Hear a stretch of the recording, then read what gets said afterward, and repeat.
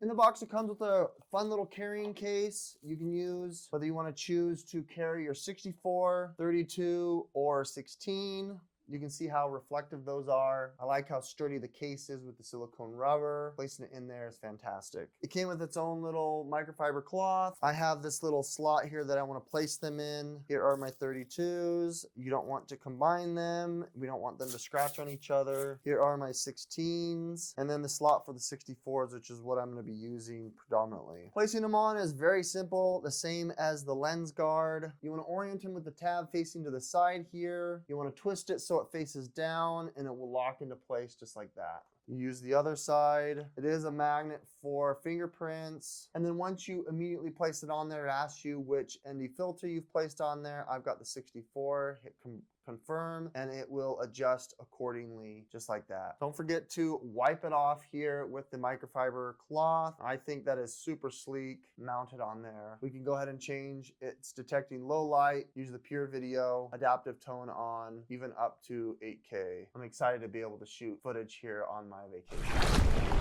I'm not gonna sit here and try to teach you what an ND filter does, because it's perfect. It's meant to be for sunny situations and changing the, that's a perfect throw. That's a perfect throw. It's supposed to change the shutter speed so you can get some more buttery action. I'm hoping we can show that off a little bit.